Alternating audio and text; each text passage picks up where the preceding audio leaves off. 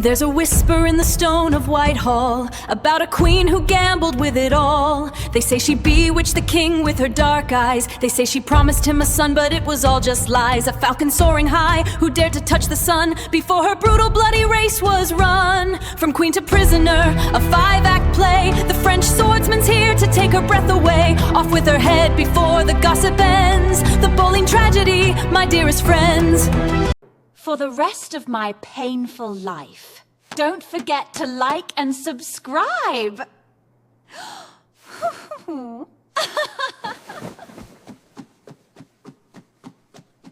Just imagine one of the most powerful kings in Europe has fallen for you, and he wants only one thing from you: to become his mistress.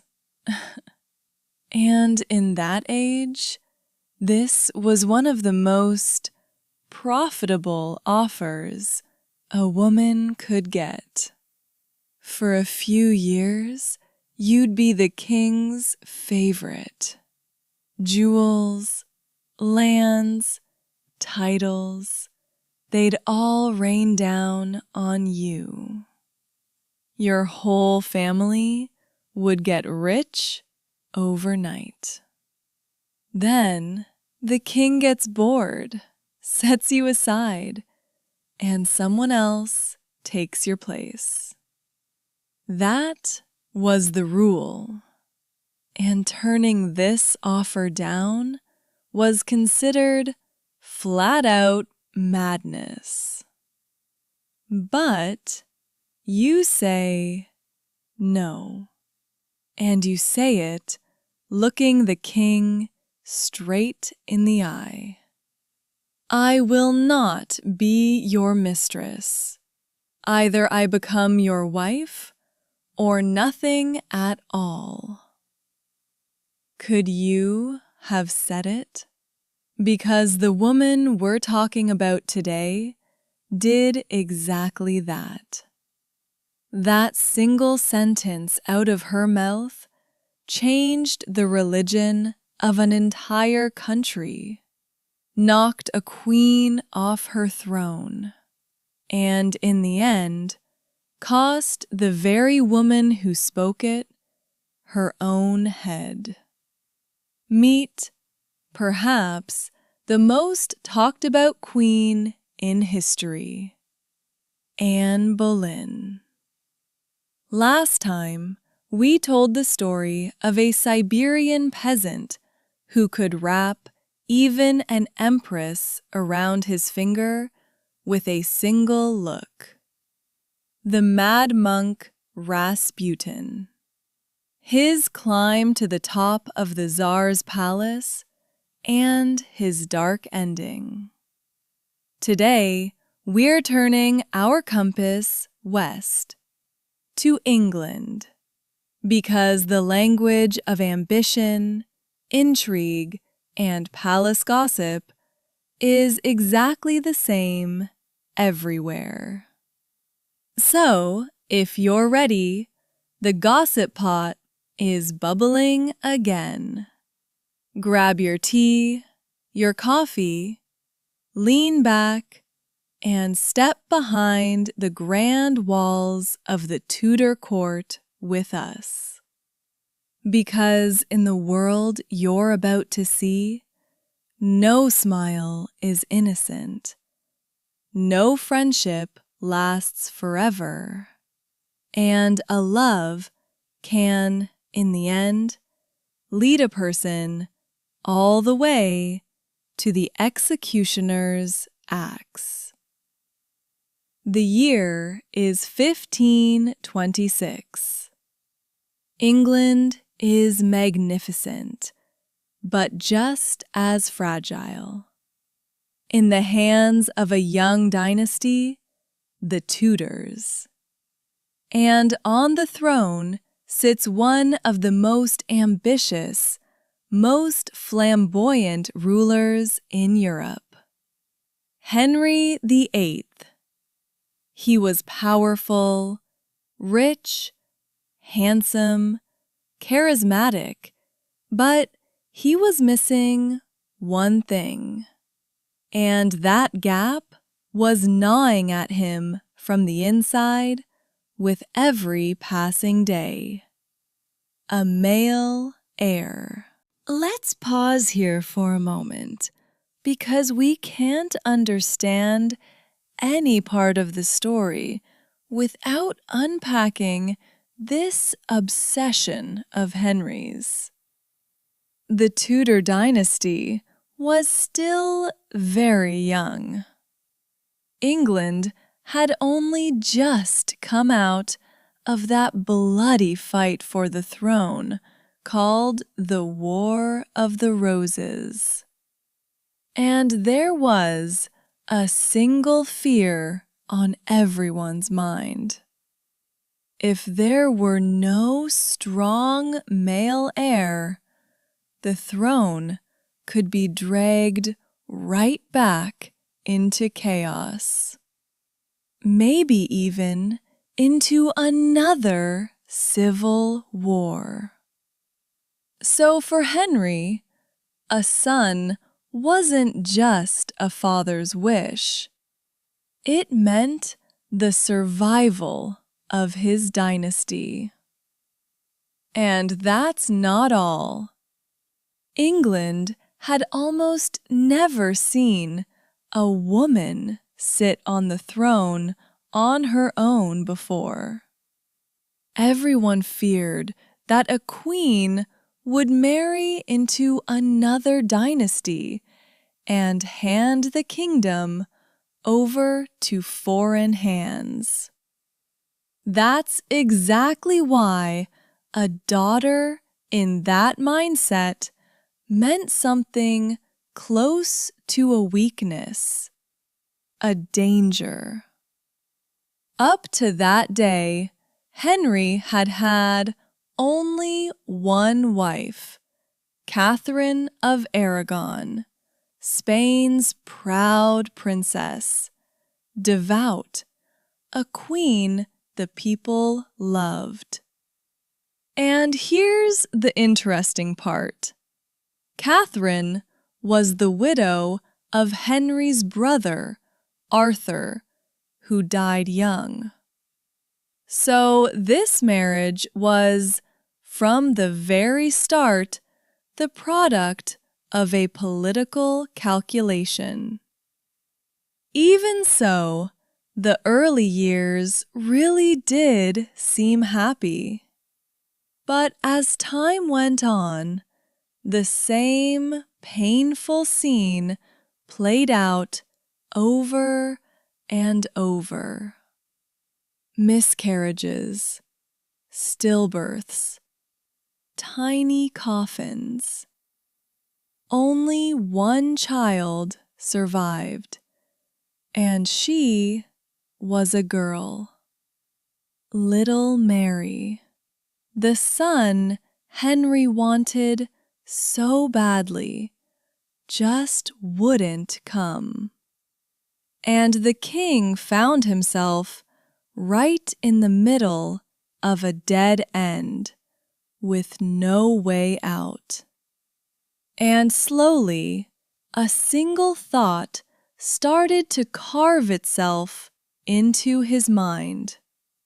Could it be that God doesn't approve of this marriage?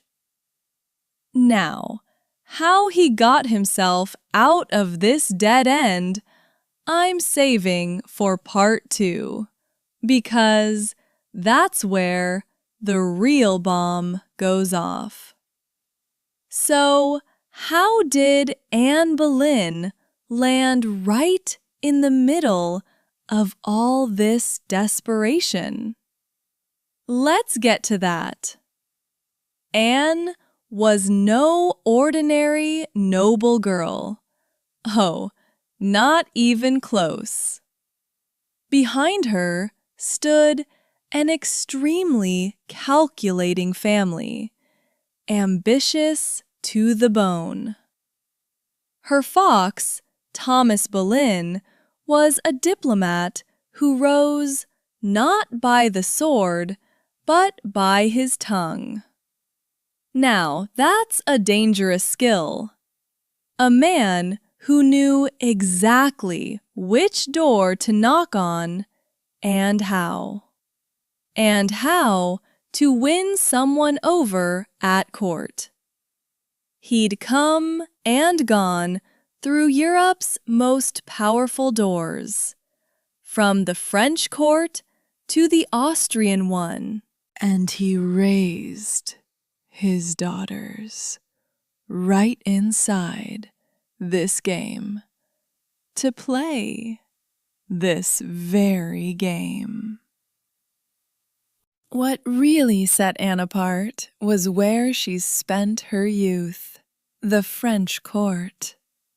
In those years, next to France, the English court came across as a bit rough, a bit provincial. Anne, on the other hand, grew up in the capital of refinement, fashion, dance, and games of wit. There she learned not just how to dress, but how to turn a single glance into a weapon, how to hold on to a man's interest, and how to pull it back. In other words, the most dangerous art of that age, using charm like a strategy. The historian Ratha Warnicki describes her as almost the perfect courtier. Her fluent French, her graceful poise, her singing, and that air of hers that could pull all eyes onto her in an instant. When she came back to England, she stood out from every woman around her. Her speech was sharp, her looks were bold, and her self-confidence was at an almost dangerous level. She had no fear of getting into a battle of words with men. And for a woman of that age, this was both fascinating and far too unsettling. Now, let's stop here and put a little detail on the table. One that most people who tell this story don't want to say out loud. Henry wasn't the first person to fall for Anne. In fact, she wasn't even the first Boleyn he fell for. Before Anne, the king had already been with another girl from the same family, Anne's own older sister, Mary Boleyn. Can you believe it? Yes, you heard that right.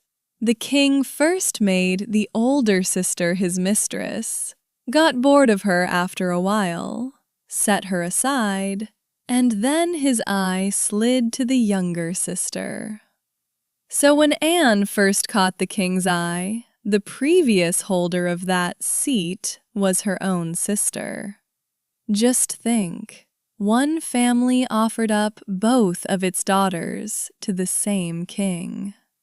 To grasp just how far the Boleyn family's ambition reached, I think this one detail alone is enough.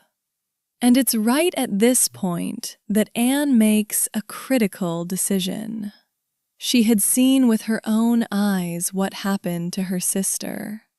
A brief moment in the spotlight, then being quietly forgotten.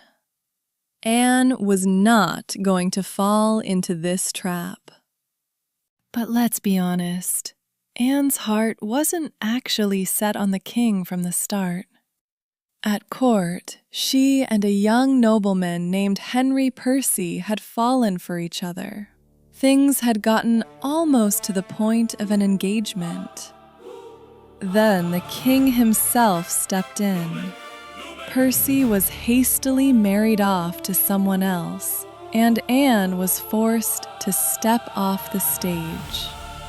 Just think, the man you love is taken from you, and the one doing it is the very king who's determined to have you for himself. Maybe this is the most painful irony of the story. That famous move of hers that turned Anne into a legend kicks in right after this. The more the king wanted her, the more Anne pulled back. She stayed away from court, answered his letters late, and most of the time didn't answer at all. For the first time, someone was making a man chase after her. A man who'd spent his whole life used to being the one chased. And this wasn't a coy game of a month or two. Anne kept the king waiting for years. That a woman, and one who wasn't even a queen yet, could keep Europe's most powerful ruler dangling for years is, on its own, hard to wrap your head around. And she carved that sentence of hers into the king's head one way or another. Not a mistress, a wife. The crown or nothing. So how much of this was real love, and how much was cold-blooded strategy? The truth is, I think it's impossible to separate the two. Anne wasn't stupid. She had seen how her sister was thrown away, and she was too smart to sell herself cheap. But someone purely running the numbers wouldn't play such a huge gamble by putting her own life on the line either. Here's how I see it. Anne saw an opportunity, and she laid that opportunity on the table with a coolness no woman of her age would have dared. Because Anne didn't just want to become queen. She wanted to exist as a queen. Excited, warm smile, fast, conversational. And it worked. She drove the king so crazy that Henry VIII, who hated writing, started writing passionate love letters to her with his own hand. In one of the lines, he was practically begging. He wrote that wherever he might be, he was hers forever. Let me add a little note. These letters still survive today, and not in England, but in the Vatican's archives. In other words, those love lines an English king poured out for the sake of a woman are being kept in the vault of the very church he's about to take on. Would you look at that irony? Of course, not everyone at court watched this rise with pleasure. Before long, the first whispers started going around the hallways. This woman isn't normal. She did something to the king. She bewitched him. And this wasn't just jealous gossip either. The Spanish ambassador, Eustace Chapuis, would write that Henry, from his own mouth, admitted he felt as if he were under a spell. Keep it in the back of your mind for now, because we'll see together, in all its rawness, just how bloody this sorceress whisper, this red-haired witch accusation, will turn in the episodes to come. For now, here's the picture. A woman has a huge king completely captive. The king no longer cares about his wife, or the Pope, or this thing called the rule. There's only one thing he wants. Anne. But a small reminder, and this is the most painful truth of the story. Once you break the rule, that rule no longer protects you either. Anne will learn this much later, at a very heavy price. And right here, what we thought was a love story turns into an earthquake that will shake a whole empire.